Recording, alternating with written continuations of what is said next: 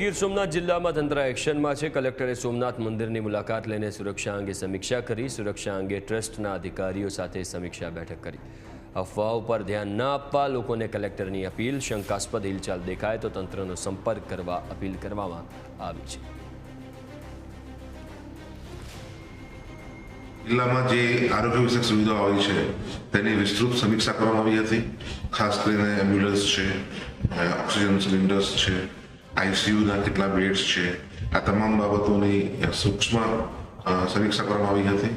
જે આપણા જિલ્લામાં 3 મોટી ઇન્ડસ્ટ્રીઝ છે વત્તા આપણું સોમનાથ ટ્રસ્ટનું જે મંદિર છે તેની સુરક્ષા પણ બાબતે સમીક્ષા કરવામાં આવી હતી। તમામ જે મહેસૂલી અધિકારીશ્રીઓ છે તેમની રજાઓ તાત્કાલિક અસરથી રદ કરવામાં આવી છે તે સૂચના આપી। તમામ લોકોને તેમના હેડક્વાર્ટરમાં રહેવા માટે સાહેબશ્રીએ જણાવેલું છે। આ ઉપરાંત દરેક ગામોમાં એક કોન્ટેક્ટ પર્સન નું જે છે હુકમ કરવા જણાવેલું છે અને જે આપણા 6 તાલુકા છે એ 6 તાલુકામાં નાયબ કલેક્ટર કક્ષાના અધિકારીશ્રીઓને તાલુકા હેડક્વાર્ટર પર જઈને એમના તાલુકાની જે પરિસ્થિતિ છે તેનો તાગ મેળવીને જે હાલની સ્થિતિને પહોંચી વળવા માટે તમામ તૈયારી પૂર્ણ કરે તેવી સાહેબે સૂચના આપી છે। સોમનાથ મંદિરની પ્રવર્તમાન સુરક્ષા વ્યવસ્થાની અંદર વધારો કરી અને હાલમાં આ સંજોગોને ધ્યાનમાં લઈ 2 પીઆઈ 2 પીએસઆઈ અને વધારાના પોલીસ સ્ટાફ અહીંયા ગોઠવવામાં આવેલો છે। તેમજ અહીંયા બીડીડીએસનું અને ડોગ સ્કોડનું સદંતર ચેકિંગ ચાલુ છે।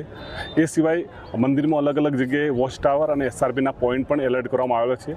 યાત્રિકો જે અહીંયા આવે છે એમને હું કહેવા માગું છું કે અહીંયા સોમનાથ મંદિરમાં પૂરતી સુરક્ષા છે, એટલે કોઈ પ્રકારની ભયભીત થવાની જરૂર નથી અને સોમનાથ મંદિરના તમામ સ્ટાફ હાલમાં હાઈ એલર્ટ પર છે। નાગરિકોને ગભરાવાની જરૂર નથી, જાગૃત રહો, પોતે વિશ્વાસમાં રહો અને કોઈ પણ ખોટી અફવાઓથી દોરવાઓ નહીં। તંત્ર દ્વારા પર્યાપ્ત માહિતી આપને આપવામાં આવે છે। તંત્રની જે અધિકૃત માહિતી છે તેને જ વિશ્વાસ રાખો। મીડિયામાં આજકાલ સોશિયલ મીડિયાના જમાનામાં ઘણી બધી ખોટી માહિતી પણ આવતી હોય છે, તો આવી કોઈ પણ માહિતીથી ગભરાતા પહેલાં અથવા તો કોઈ પણ એના પર એક્શન લેતા પહેલાં તંત્ર પાસે એની ખરાઈ કરવા વિનંતી છે।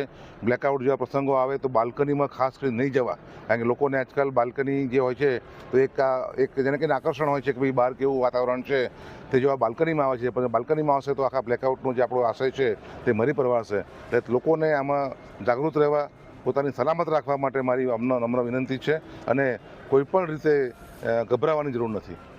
પ્રથમ જ્યોતિર્લિંગ સોમનાથ ખાતે પોલીસની સુરક્ષા ખાસ કરીને વધારવામાં આવી છે। જો વાત કરવામાં આવે તો જે Z+ સુરક્ષા છે તેમાં 2 પીએસઆઈ 1 પીઆઈ અને 8 જેટલા કોન્સ્ટેબલની નિમણૂક કરવામાં આવી છે। સુરક્ષાને લઈને કોઈ પણ બનાવ ન બને તે લઈને સોમનાથ મંદિરની ખાસ વ્યવસ્થા કરવામાં આવી છે।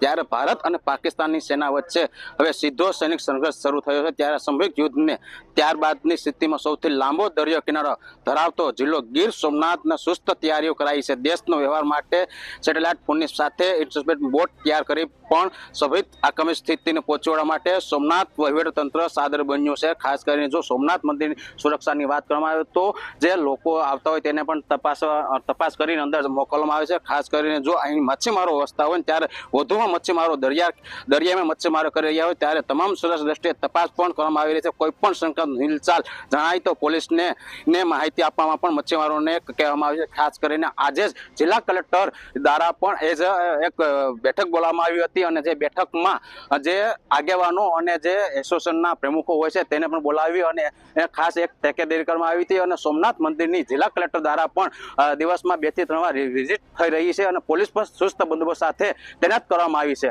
Arvind Sodha, news capital, Gir Somnath.